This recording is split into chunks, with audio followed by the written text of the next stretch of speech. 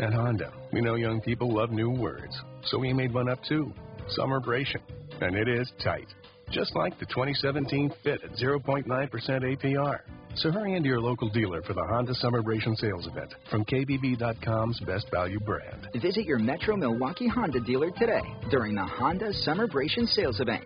Based on 2017 Brand Image Awards from Kelley Blue Book, visit KBB.com for information. APR financing offers available for well-qualified buyers. See dealer for financing details. Blog Talk Radio. Good evening and welcome to another edition of Sin's Chat Corner. Tonight we're going to start off our interview right off the bat with Valerie of the organization Angels Without Wings. So without further ado, let's get going with the interview. Hello, Valerie. Hey, Cindy. Hey, Valerie. How are you? I'm good. How are you? I'm very excited, I have to say. I've been waiting all day to do this interview, and I think this is going to be a wonderful experience for the absolute both of us. I have lots and lots of questions for you. So I kind of wanted to start off at the beginning. First off, I just wanted to say how very fortunate that I feel to be hosting such an extraordinarily wonderful individual. You are just an ultimate survivor in my book. Most of the individuals who are listening to our show tonight are going to find out in speaking to you about some of your life experiences, and that some are just a combination of both great sorrow as well as jubilant triumphant. So I wanted to start off I'm a little nervous myself, but I'm looking forward to getting them out there so people kind of understand where I'm coming from and also realize why I'm here. Oh, certainly, definitely. I thought that it might be a good place to commence with, let's start with your I cannot talk tonight, your middle school experiences. That kind of, to me, seemed logical to start where, as I understand it, obviously we can talk about your first experiences with bullying and kind of where all of this began. Sure. It was definitely sixth grade where it all kind of came together and where this started from. My first ideas came into starting something against bullying. I was in sixth grade, and it was, I guess, an average kind of sixth grade experience. We all had our little groups of friends, and my group of friends kind of came through, kindergarten through 5, and I was in the Girl Scouts. Well, it started as Brownies into Girl Scouts, and there was one particular girl who I was close with, and over the course of the years, you come to realize, what they go through at home, what they're experiencing, what they're not going through at home, what they don't have. And as I had grown very close with her, and not just through what I had known myself, but kind of, and I know people, are going to hear this now, but, like you listen in, as most kids do, you hear what parents are talking about. You hear what teachers are talking about. Kids aren't stupid. You hear what's going on, and the little girl I was friends with didn't have a lot at home. She did not have what a lot of the other kids have. She didn't have the best clothes. She wore a lot of the same thing. And people tortured her. People put her through living hell. And I didn't stand up for her, but I didn't walk away from her. I sat with her at the lunch table. She taught me how to make those lanyard bracelets. Like when we were younger, that was the big thing. Everybody knew how to make these bracelets. And I remember one year it was her birthday, and she couldn't have anything for her birthday. Her mom just couldn't afford it. And in order to just have a pizza, we were selling them for like 50 cents each just so she could have a pizza and friends over for her birthday. Like that's how little she had. But people didn't know that. Children weren't apt to understand that, this little girl is doing this just to have a pizza for her birthday. She's just selling it for change. And, we would sit at the lunch table, and the thing is she was very well endowed for a sixth grader, and they would throw tissues at her sitting at the lunch table asking her why she stuffed her bra. And I would sit there and watch tears pour down her face. And another thing I didn't know, I guess I shouldn't have known at this point, is her parents were going through a very, very frightening divorce. And it's not even that she could be safe at school with friends that were supporting her. She couldn't even go home and be safe with parents that could say, it's okay, sweetie, you're safe here away from people that are picking on you. She was not safe at school. She was not safe at home. There were days that we were in school and her father would come in and take both her and her little brother away from us. He would come in and take them away so that the mother didn't know where they were. I mean, this girl was going through constant torture, and people in my school, I could say names right now. I won't, but I could see their faces tearing her apart right now. And the end of the 6th grade, I remember she was telling me her mom got complete custody of them, so she was, so excited. She was done. She could go be with her mom and her little brother, start a new life over. And I knew she was sad because both of her mother's parents were here, and they were a support system for me too, because they used to come to all the Brownie and Girl Scout events. And she was going to be going to Florida, and I knew she was happy. And it was the second to last day of 6th grade, so we all had our yearbooks, and we had similar last names, so we sat next to each other in homeroom. And I went into homeroom the second to last day, and she wasn't there. I just, assumed she's home packing she's going to Florida. She's leaving with her mom. And, I figured I'd call her when I get home. I'd get together with her. And I went into my first period class, and I walked into the room. It's hot. It's the middle of summer. The whole room is just this thick scent of honeysuckle. Like scents just give you this memory. And this girl turned around. I could see her face, and she said to me, "How does it feel to know your best friend was murdered?" I could see the room spinning around me. I ran out of the room. I ran down the hall to one of my teachers, who I still, thank God I still am close with her. And she just hugged me. I had no idea what was happening. The rest of the day, I was just a zombie. I couldn't tell you how I got through the rest of the day. It was just, I think, just functioning. I got out to the car after school, and I remember saying to my mom, I said her name to her, and I said, "She's dead." And my mom said, "Don't make a joke like that." And I said, "It's not a joke. It's not a joke." And she put on the radio. We were listening to the news, and it came on over the news about this murder. And her father had murdered both her and her little brother. And it wasn't just over custody or over this. It was because of a religious matter at home and how they were being brought up. And that was the first funeral I ever had to go to. And I was 11 years old. And I remember there were maybe 2 other people there at this funeral, and not one of them was one of the people that had picked on her. And from that day on, I have always felt guilty for never standing up for this girl once. I never left her side. I never walked away from her during a situation, but I never, ever stood up for this little girl who had no safety place, nowhere to go, nowhere to run to. And that guilt has never, ever left me for this little girl. And I say little girl, and right now she should be here with us because she was in a class that should have graduated high school with us, should have gone to the prom with us, everything. And it's unfortunate. I mean, she got tortured so bad. She changed her name in 5th grade. In 5th grade, she asked her mom to change her name because people were so nasty to her. And by the end of 8th grade, I started a group it had to have been 1995, 96, that I started a group in the middle school, and it was called The Better Way. And it's still going on today at George Washington Middle School here in Wayne.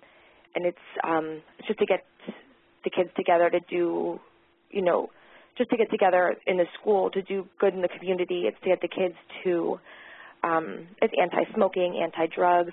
It's against underage drinking, just to get people to realize that they can work together and have somewhere to go after school, have somewhere to go, even during school, just to have friends, rather than my friend who had nothing, who had nowhere to go, and people had no idea her private life, what she was going through, because people have no idea the inner struggles people suffer from, and they add to it. Certainly, definitely.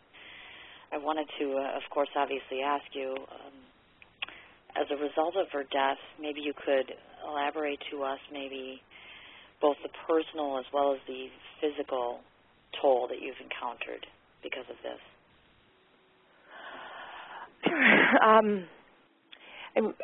Like I said that I continued to. I took this as like it was not a personal offense, but I took it very personally that I never stood up for her. I took it very personally that I could not make her happy, that I never made her happy. I didn't want to give up, trying to make everyone happy. And I guess that's what kind of bothered me the most is I'll tell you right now, I was a very happy person. I'm always a happy person. Yeah, I have my bad days. Everyone has bad days, but I just wanted everyone else to feel as happy as I did. And I had a great childhood. Everything was, yeah, there were bad times and everything, but what I started feeling even worse about was people were attacking me as being fake, and I couldn't even stand up for myself, and then that's when it started getting worse. And I think this is when it gets even more personal for me, because that's when it started hitting me even more, because I did, and through high school, the way everybody was picking on each other and inadvertently picking on me because I couldn't do anything, I began cutting my senior year. And I don't mean cutting classes. I mean I was physically cutting. And it wasn't because I was trying to gain attention. It wasn't because I was trying to kill myself. I was just trying to punish myself because I was not succeeding in what I wanted to do. It was purely punishing myself because there was so much anger and hatred going on between everyone, and I couldn't do anything about it. And it was, I felt helpless. There was nothing that I could do, and it didn't end in high school. It was just this, it just kept on going, and always trying to want to be perfect and keep pushing and pleasing. By the end of my first year in college, I was so sick, I ended up in bed for 3 months. My body just kept taking these tolls on me, and it just it pushed me to an extreme. Yep. In fact, that's what we were just about to delve into, as a matter of fact. I wanted to kind of have you explain to our audience some of the paralyzing repercussions of the circumstances revolving around your college life, because obviously I know one of the things that occurred to you is that you had encountered mononucleosis. So obviously you were physically ill in addition to being a victim yourself to bullying. So maybe you can kind of share with us just how paralyzing that experience was for you. Sure. That entire first year in college, like I was saying, it was a complete destruction of my body, and it wasn't just physical, it was emotional. I was accepted into a college, into a special theater program, and I was going to school full time. I was working 2 jobs, and by halfway through the semester, people were being so awful to me. I mean, we had a board, like a conversation board for, people to communicate during the semester, how to get messages to each other without having to find one another. And they would leave really, really hateful letters on there for me, and it wasn't just for me to see. At this point, everyone could read what was going on.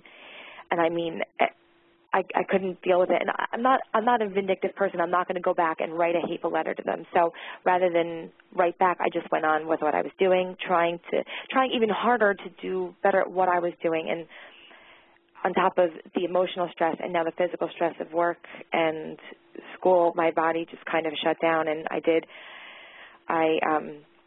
my body just gave out, and I became too weak, and I had full-blown mono, and I was in bed for about 3 months, and it was so bad. I was allergic to hot and cold, and I lost so much weight that I just completely depleted. And I finished and I passed the semester, but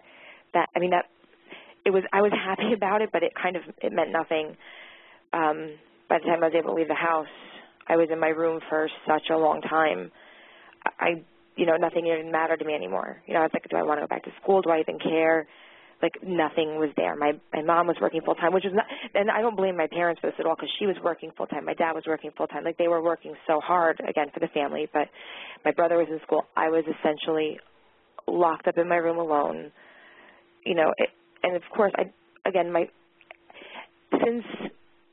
I had lost my friends, I don't want to say it was hard for me to make friends.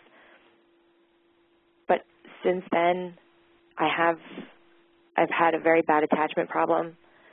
Like it's hard for me to get attached to someone, I guess, because I have that constant, not a fear of it, but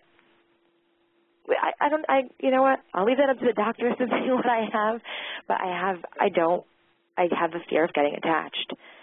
And so once, I'm sorry to go back to that. Once I had gotten back out of bed, I had to go to a doctor for analysis because I had been, you know, literally flat on my back for 3 months, not moving, going back into the world. So they asked me to go in for an analysis, and he had put me on tons and tons of medications, just, you know, oh, you're this, you're that, you know, you're depressed, you're from the dark, you know, you're not going to start seeing things, you're going to do this. And after several weeks of going through all these medications, I had no idea what my name was.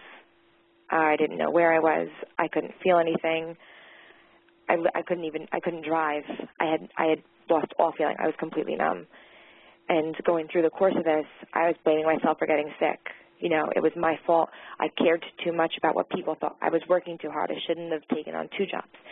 And then from going on all this medicine, like everything, I was blaming on myself again. You know, I should have done this. I should have done that. It like all came back to myself. Like I would never put the blame on another person. And it turned into me, you know, cutting even worse because here I am again blaming myself, punishing myself. And I went back to the doctor, and unfortunately, or fortunately as it was, he put me into detox, into an institution. And that's, you know, it was another full-out being torture. I in there, I was having food thrown at me. I was being called names, and I remember my parents coming in, and I was just trying to put on this smile on my face, like it's okay, you know, I'm fine, I'm just in here, I'm coming out. And they were not that they were mad, but I guess it was a situation where it's like embarrassing or anger, frightening, all those things, but inside it was like I was feeling all that. Please just show me the support.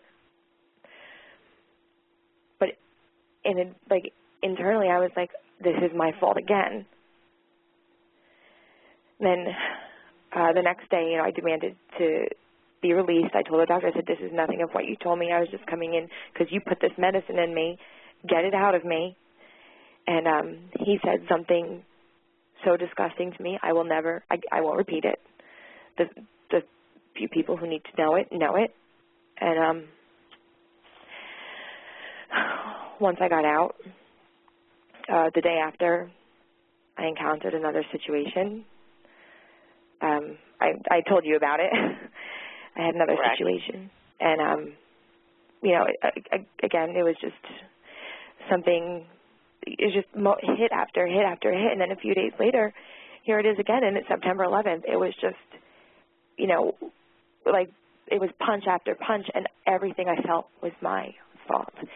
And I couldn't understand why I couldn't change anything, you know, and not having someone to turn to. I didn't trust anyone. I was afraid that, you know, they were going to flip on me the way I saw them do to her, the way they did to me when I was in school. Like I was so afraid to turn to someone, so I would just turn, instead of turning to myself, I'd turn on myself. I would punish myself even harder. Okay. And interestingly enough, I don't want to interrupt you, certainly, but it just occurred to me that we may want to ask this question, obviously, because you've had that random battle on and off through your life, obviously, with utilizing the cutting in terms of what you felt as a way of coping. I'm just curious to ask you, when did you yourself finally begin to notice the actual real destructive nature of those types of actions? When did that finally sink in? Or has it? I would probably say right before right before the doctor had put me in to detox off the medication, right when I was feeling really numb because I was scared for myself. And it was almost like I could see what was happening, but I couldn't stop it. And I was so scared that one day I would be so mad at myself that it would go beyond just a cut. And I was terrified, but I was so, at the same time, mad at myself. Like it was almost a conflict within because I couldn't, I felt like I was punishing myself for everything happening. And I will, what he was also, I'll put it out there, it's, you know, and I had discussed this with you also, it's what he was trying to, I guess, you know, take care of, and another doctor ended up actually taking care of me very well down the line, is I do suffer from very severe bipolar. And I think that had a lot to do with it then. But again, when you're younger and you encounter things like that, they don't want to address it, they don't want to treat it, and they call it other things. And, you know, but even now when people say bipolar, they think they don't say crazy, but it's like, oh, it's split personalities. It's 1 minute they're nice, 1 minute they're angry, and it's nothing to do with that. It's either a week cycle, it's a month cycle, it's months, years cycle. It's going from either being really depressed to being manic, from, you know, a few sad days to hyper days. There's days when I just want to sleep, weeks of sleep, to nights when I can't sleep. My mind is racing. It has nothing to do with the extremes of one personality is, oh, you know, this is how it is, and then in an instant I'm going to snap and scream at you like I'm a monster. You know, but you know what, maybe let's call it having a period or something. That's just my anger snaps. Yes.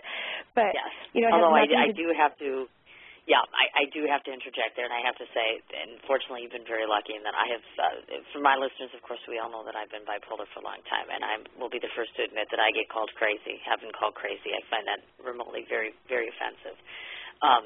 But I do think that there is some persona out there by some individuals who are uneducated that you are crazy. In fact, you must have read my mind. My actual next question to you was going to be relative to this, actually. I'm wondering if you can share for us, as in case the audience does not know, each bipolar individual has their own personal symptoms with their own personal diagnosis. I'm wondering if you can share some of your own personal symptoms along with your coping abilities that are related to, let's say, the lapses in time where you have no medication, how you deal with that. Sure. Actually, I'm going to tell you very truthfully what I feel about mine is kind of, I almost feel it's a blessing because I am overly and extremely emotional. I feel like when someone is sad, I can feel they're sad, and I cry. I cry very hard for everything. When someone is happy, I am overly happy. I'm extremely happy. When I feel like I can feel people's emotions. I know that sounds, I don't know if it sounds silly to people, but I don't think it sounds silly. Or, like, if I see someone in the street who is hungry, I'm going to cry. I'm going to probably cry for days over that. I'm going to want to go back and give them food for a month. You know, like, I feel people's hurt. I feel people's happiness. And that I want to feel it as a blessing because I don't think a lot of people have those emotions for people. I think people just don't feel compassion enough, and I feel overly compassionate. And, yeah, you know, it does hinder my day a lot because if I experience something in the morning, the rest of my day is shot because I can't let it go. And, you know, I don't want to say that that's something that's bad because a lot of people don't have that, and I think that's bad. Because you have to realize that everyone has feelings, whether you want to admit it or not. Even the coldest person out there is going to go home at some point and cry and realize, I'm hurt. Correct. But and I do feel bipolars feel it a lot stronger. I think our emotions are just by nature just very, very passionate on either side of the fence. Yeah, and I think I hope that a lot of people realize it is a blessing in some cases, or most cases. But, you know, it does. And I think Go ahead. I don't know where I was going anymore. I'm curious just because obviously there's been and I wanted to ask you this additionally. Being a bipolar person myself, I know this for myself to be true, and there was a lot of research being done in that there is a definitive link between bipolar individuals and creativity. Would you feel that yourself are you applicable in that particular situation? Do you find you're creative to some extent, or in part do you think I'm so glad you said that. Actually, there were, you know what? I'm going to tell you what bothers me. When I was taking certain medications, that was one of the things that bothered me the most is all of a sudden I stopped painting. I stopped doing my crafts. I stopped, doing my clay. I stopped doing everything. I love playing the piano. I love painting. I love getting my hands into any kind of field of art. I love writing. I think that some of the most creative people, some of the most famous, you know this, I'm sure, some of the most famous artists, some of the most famous creators are have some form of bipolar, have some form of, I can't think of the other word, but I feel like I go off on such tangents sometimes of an artistic way. I feel like that's a blessing as well. And sometimes, unfortunately, when I don't take my medicine, those are my best days. Ah, interesting. Mm-hmm. That's one I have not heard before. Now, I wanted to ask you more painful questions. I apologize in advance. Okay.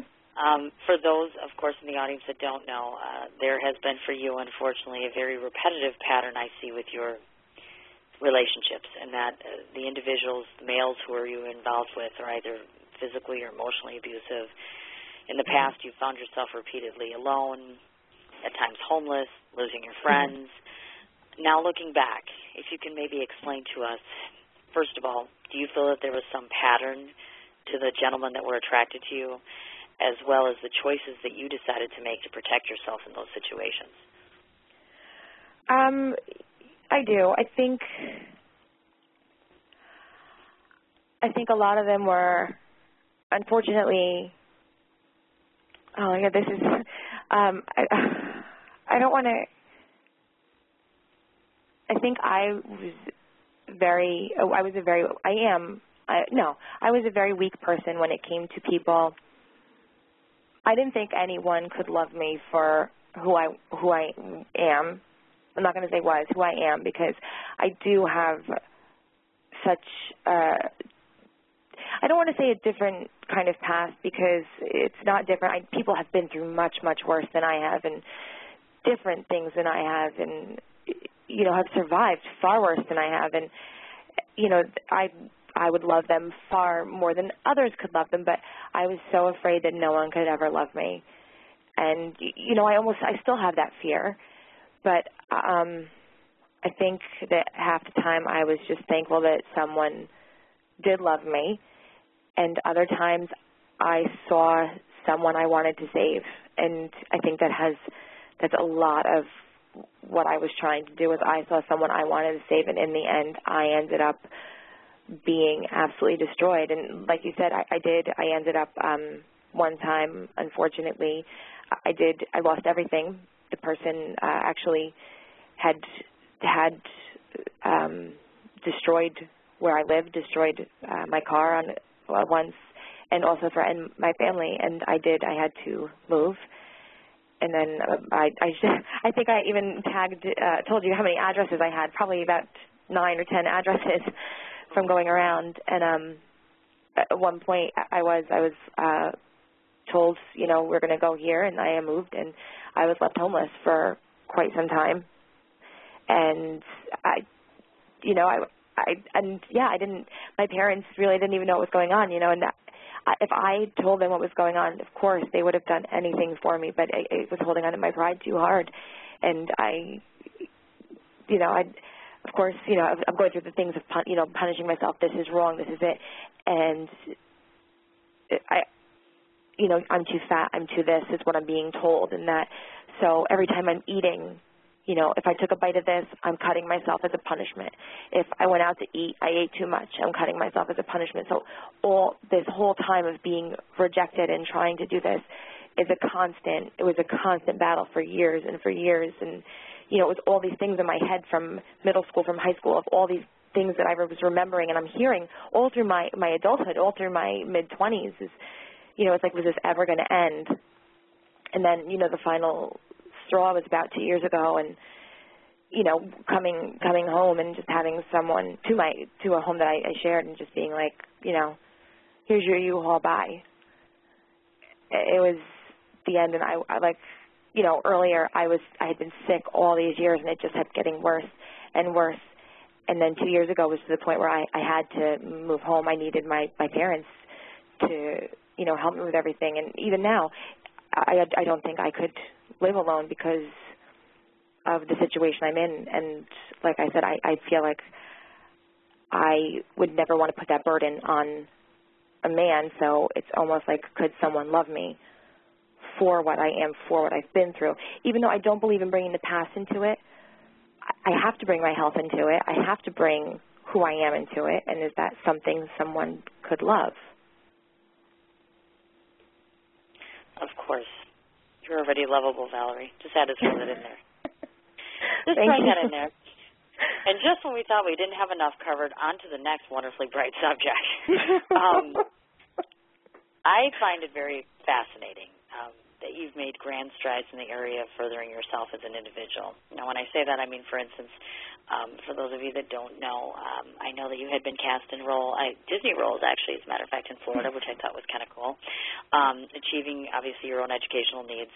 Obviously, you've held certain particular job capacities that allowed you to work with individuals where there were situations that you were helpful with as it relates to bullying, as well as, of course, establishing your foundation. Now, I'm wondering where you found the courage and the drive to accomplish these life callings.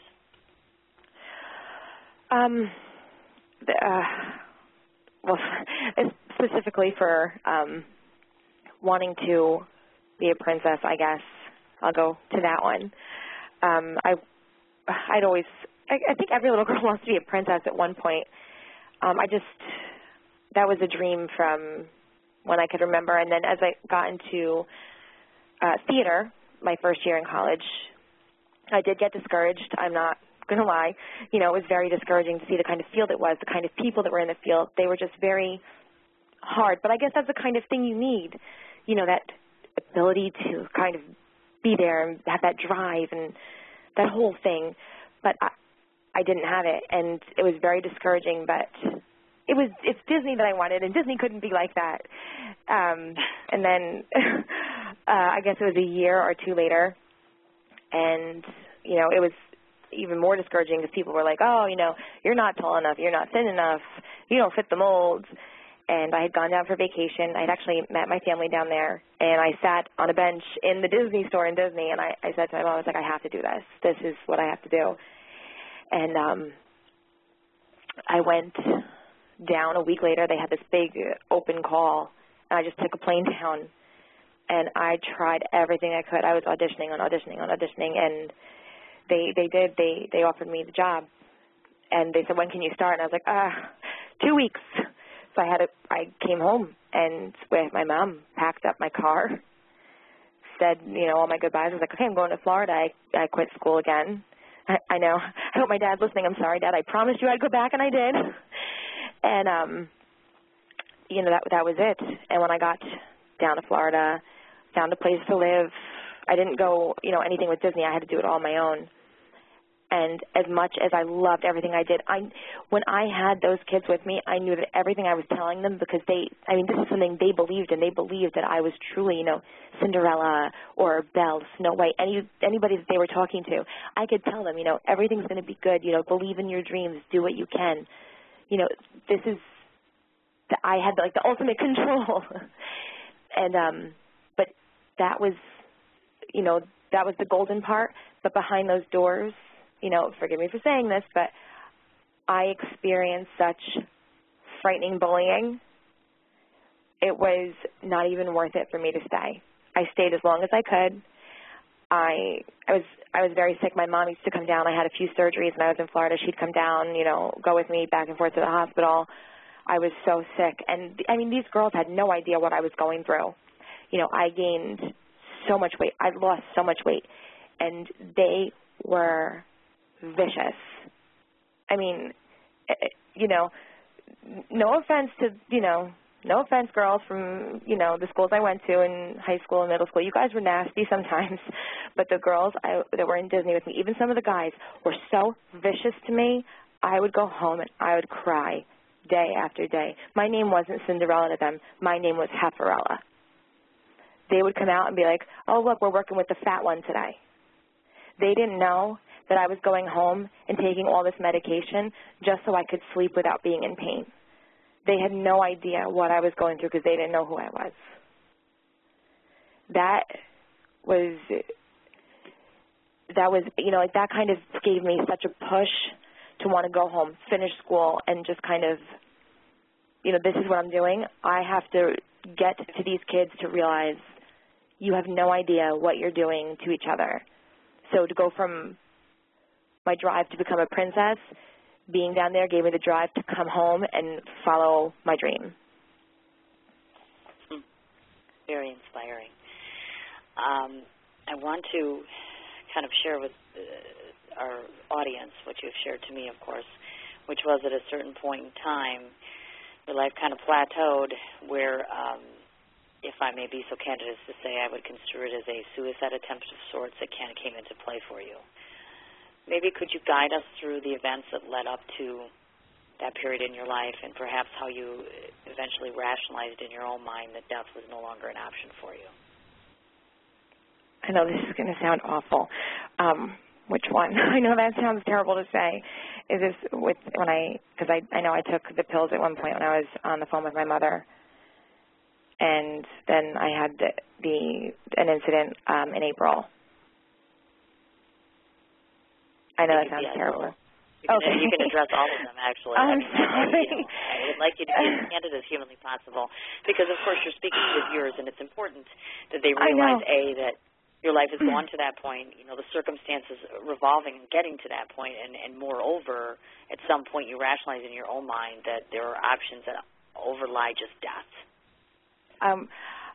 The one, I'm going to talk about both because the one that was most recent, I have to lead up to with what led up to that because it was just, okay, I'm going to go, right before I came home 2 years ago, I was going through such a hard time with where I was. I wasn't home. I didn't feel like where I belonged was where I was supposed to be. I had no one to reach out to. I wanted to be here, but I didn't want to be here because I felt like I was a burden, which I know I wasn't, but it was just that, again, it was my fault. I shouldn't have left in the first place, but I had to leave. It was just such an inner dialogue I had going on. Plus, I was also in so much pain. Again, you know, I'm very sick, so much going on inside. The person I was with is essentially telling me, I can't deal with you. You have too much going on. You're too sick. How can anyone love you? Which was my biggest fear. So someone finally saying that to me and kind of putting to life, yeah, it's true. I was like, how do I just essentially just numb everything going on? And I remember I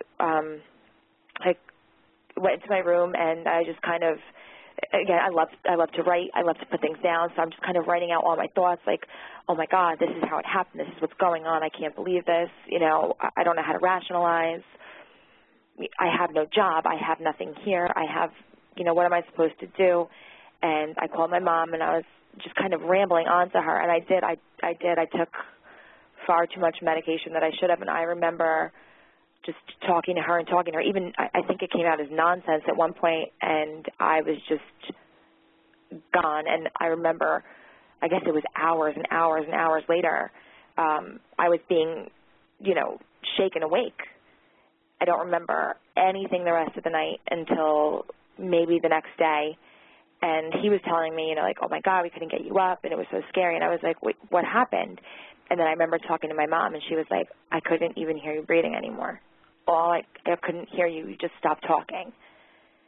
And I didn't even, you know, it's like, well, I wrote you something. You know, like you would have read something, but, and I couldn't imagine it.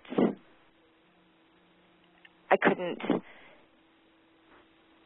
there was I still couldn't rationalize to myself, well, I want to stay here. You know, I can't believe that almost happened. It was just like, well, I don't care. I wish I was still sleeping.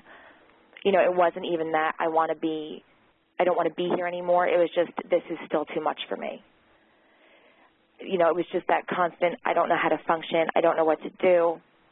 And I think it was maybe 2 or 3 days later, I drove back up home and I was like, I can't be alone anymore. I can't function. I can't move. I'm in pain. I just want my body just to be numb.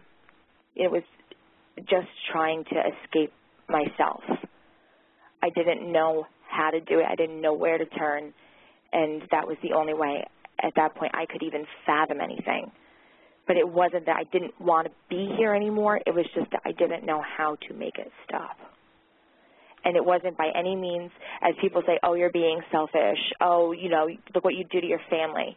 It's no one can understand inside how I was feeling. So then I came home, and this was in just over 2 years ago, and I was, you know, just trying to get back in the swing of things. I had no friends here, you know, I came back. It had been years. I had no connections left. Bless my parents. My brother had moved into my old bedroom, so I love them. I love them dearly. I'm living in, I guess, like an old TV room. It used to be my brother's bedroom when he was younger, but now it's like a little TV room. It works. I have a room. I have a roof over my head. I'll never complain. I just worked. I worked every day. That was all I did when I first got back here. You know, thank God a few people would be by my side if I just had to get out for a little bit. I found a new doctor, and, you know, she kind of embraced me. I felt very safe with her, and I trusted her with everything. And that's when I started putting everything really into starting Angels Without Wings, because that was my saving grace at this point. I worked, and that's what I worked on. Definitely. And that was also synonymous, I believe, at the time that you were also diagnosed with endometriosis. Is that correct? Yes. Yes. Okay. It was all kind of intermingled in between. Okay. Yeah. Now, I'm wondering, so you have this endometriosis diagnosis, and, of course, obviously at that point in time, I know you had also prefaced losing a doctor who you had such a wonderful professional relationship with. Yeah, that's the one. So it kind of seemed as though at this worst part of your life that you actually opted to start initiating your foundation. And I guess I'm wondering, how did this even become an option to you at that point when everything was just so dark and bleak? I mean, where did this come from? How did this get formulated? I guess, well, the foundation had been, I guess, a baby to me back since My Better Way was 1995, 96, and then the foundation was something that was drawn up since, you know, 98, 99, 2000 in high school, but didn't actually go into play until 2006, and it's always been there. And when I actually wanted to get it going as a foundation, I think it was my life raft.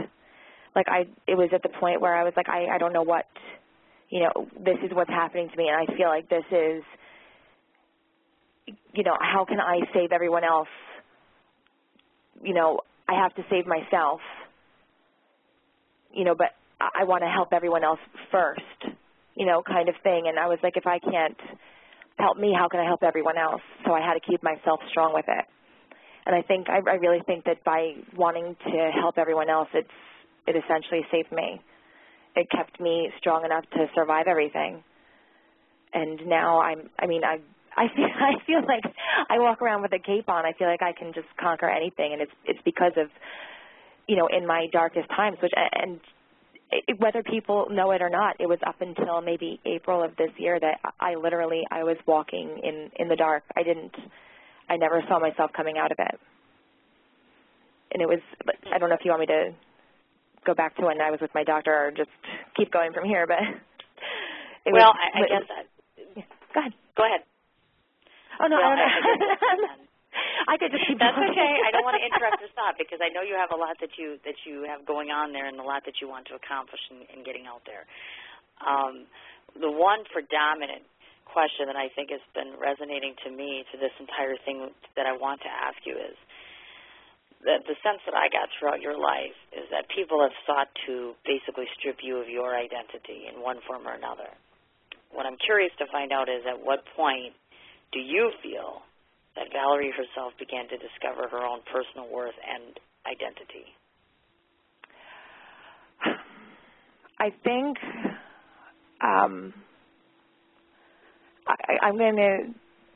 I think probably last year, probably in October, I started to realize who I was. And even though, it was coming during probably the worst time in my life, I will be ever so thankful for some of the people who I met, because without them, without the support that I have been given, I never would have been able to survive to April, May, when I finally have just, been able to say, yeah, I'm here and I'm ready. I think it was definitely last year. Okay. And you have established your self-worth now, and you realize how ultimately irreplaceable and wonderful you are now, I assume. I don't know about that, but that's just where you say, Valerie. Yes, if you just say yes, Valerie. There you go. Thank you. I wanted to say that I'm gathering that one of the best elements of your life has been the establishment of your foundation. Your mission, in case individuals haven't looked it up yet, is to provide information to not only battle bullying, but also to inspire those who we consider to be basically without a voice. What do you envision to be the future of your foundation?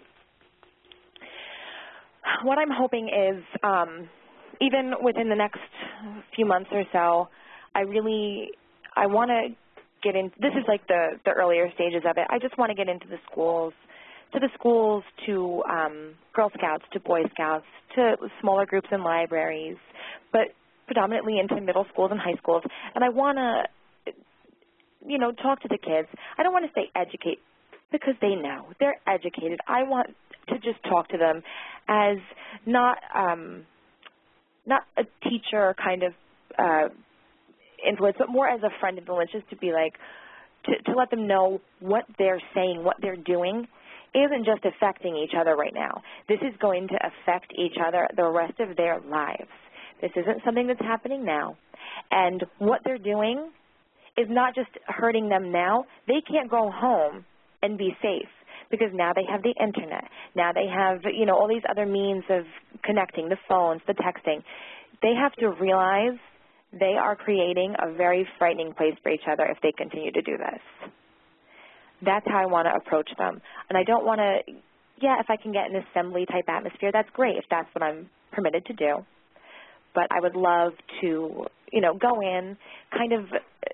go in for a week, kind of watch them in the hallways, see how they interact outside, interact in the lunchrooms. And then I would love to go classroom to classroom and know how I'm addressing who I have to focus on, that kind of thing. That way it's a little more personal than just a random person showing up at the school, giving the assembly, and walking out. I want it to be personal. Of course. And obviously, of course, that's going to be, I would think, 100% better for the kids and for you as well. I mean, this is a very powerful message that needs to get out to as many people as humanly possible. And running a foundation is an immense amount of work, which, again, is a testament to you. Kind of goes without saying there. I know that I wanted to mention that obviously you had your fundraiser not so long ago, so we're curious as to was this extremely successful, we hope, and are you planning on doing it at any kind of additional events?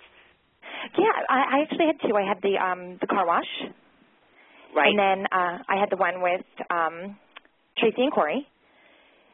Both of them were incredibly successful.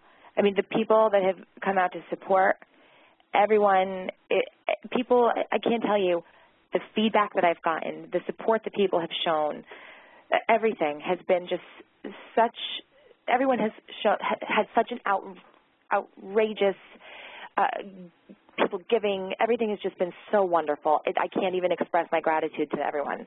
And it's not just monetary donations or monetary support. It is the outreach of what can we do? How can we help? How can we get the word out? What can we do for you? What can we, it's just everything. People have been incredible. That's amazing.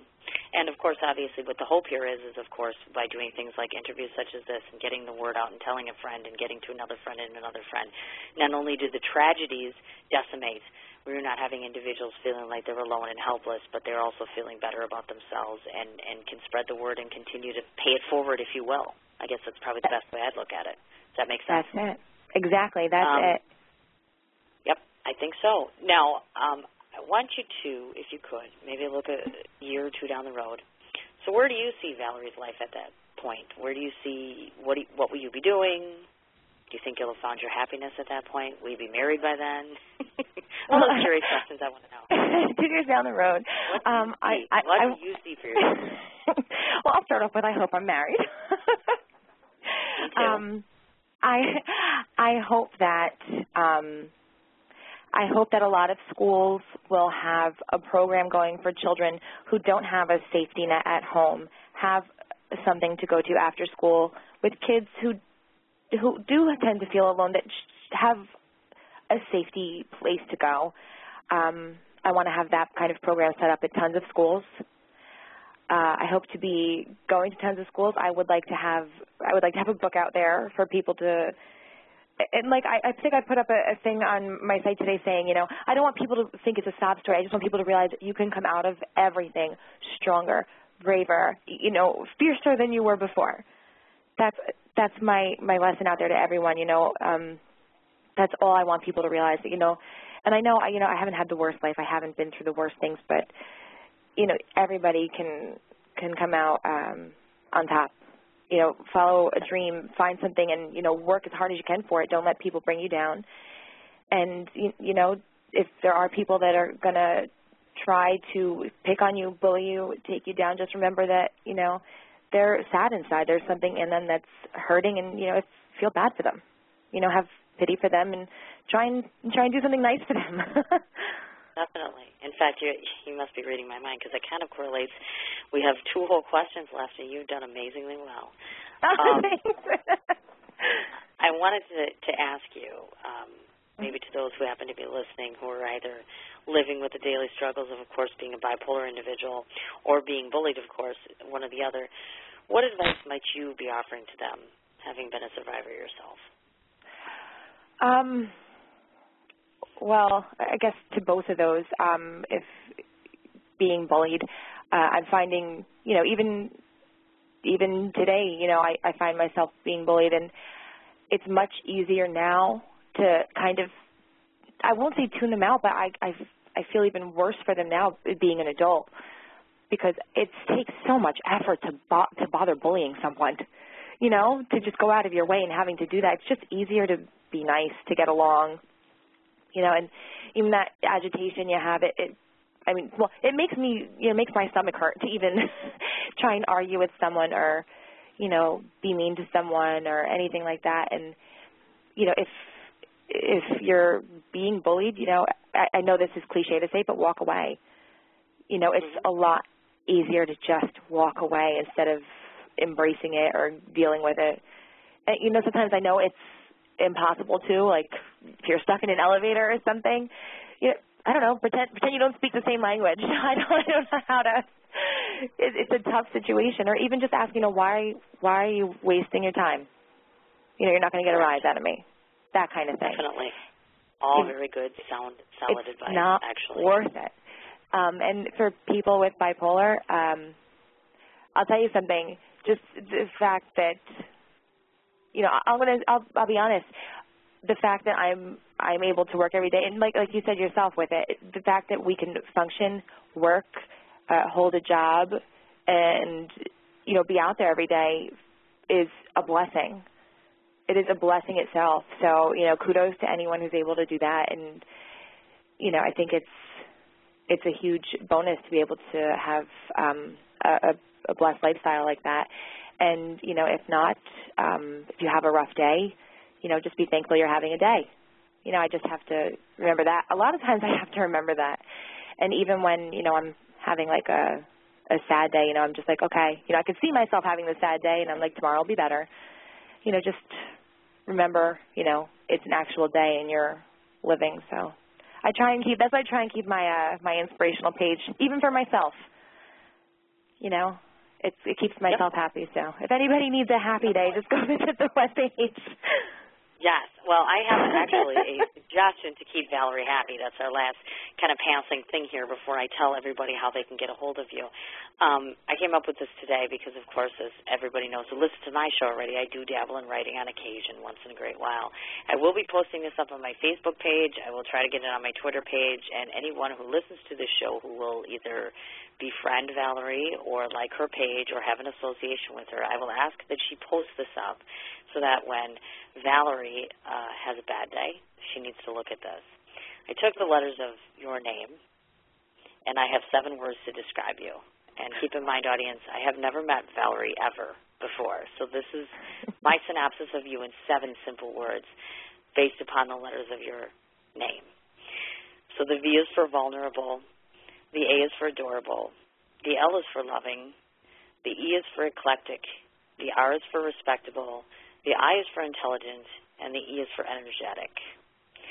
So at any point in time, if you happen to forget the definition of who you are, it will be posted up everywhere. And hopefully the individuals who have listened tonight, especially any individual who's suffering from any form of being persecuted or being bullied or being in that bipolar situation, I find it very helpful that when your friends or people in society can kind of cling to each other, especially in like situations, and have something like this, anytime you feel badly about yourself, every tiny little bit helps. So that's my little parting gift for you. I want to make sure you are welcome. I want to make sure to let everybody know all of the available outlets for Valerie. Obviously, she's on Facebook. 2 different ways. We have, of course, the Angels Without Wings, Inc., which is her site, obviously, which you can like, her page there. Valerie's Daily Inspirations, which is also on Facebook, and you can like that. Valerie, of course, is on Twitter, and which is at Valerie Inspires, which is all one word. And, of course, her websites, which is the www.valeriesdailyinspirations.com and www.angelswow.com. Am I missing anything, boss? No, I think that's good. Are you sure? Yeah, I'm sure. I'm getting you shameless promotion. Suck it up for all it's worth. I don't know. That's good. Okay, that's this good. is wonderful. And as I mentioned, shortly after the interview, I will be posting up the Valerie on my page. I will also be posting it upon her pages, and in addition to which, hopefully, her and I will be able to find some way to use the Valerie acronym to try to raise her some funds for her foundation. Oh, and the last thing I can say to you, Valerie, is how very touched I am, and how much I cannot tell you how much I appreciate you being on my show. It's just immeasurably important to me what you do. I appreciate your foundation and its work. I appreciate your existence, and I really hope that you'll consider coming back on my show again. That would be my honor. I can't thank you enough for letting me be part of this tonight, for getting to talk to you and actually get some of that story out there that I want people to know who I am and why this is really close to my heart and why I want to get this out there. So this is all thanks to you. Oh, my goodness. Thank you so much. And I'll be certain this evening, of course, to go ahead on my Facebook page, put again all of Valerie's links so you can get in contact with her. For anybody else who didn't get a chance to listen at the 6 o'clock hour, all of my episodes are archived, so certainly you can go on at any point in time and listen to this interview after the fact. And we will be also placing it onto YouTube so that this way anyone across the country can go ahead and listen to Angels Without Wings. So, Valerie, I will officially let you go and hope that you have a wonderful evening. Thanks. I'll talk to you soon. All right. You take care, Valerie. Thanks again. Right. Good night. Good night. Okay, I want to say thank you so very much to Valerie, my guest this evening. I just wanted to give you a heads up that my next interview will actually be on September 12th. The individual I'm going to be interviewing is Malik Halab, who is actually an actor, a dancer, and a singer. So I'm looking forward to that next interview. So you have yourselves a wonderful weekend, and I look forward to talking with you next week. It's fall. The geese are headed south, and it's time for you to hit the woods. So button things up, find where they hide, and pattern the deer you seek. Come into Cabela's Great Outdoor Days and save over 20% on Herter's select grade handgun ammo. Save $180 after mail-in rebate on Walther PPS M2 pistols with instant savings of $80. And get a Vortex Diamondback 3.5 to 10 by 50 V-Flex rifle scope, just $149.99. Shop in-store and at Cabela's.com. At Honda, we know young people love new words, so we made one up too. Summerbration. And it is tight. Just like the 2017 Fit at 0.9% APR. So hurry into your local dealer for the Honda Summerbration sales event from KBB.com's best value brand. Visit your Metro Milwaukee Honda dealer today during the Honda Summerbration sales event. Based on 2017 Brand Image Awards from Kelley Blue Book, visit KBB.com for information. APR financing offers available for well-qualified buyers. See dealer for financing details.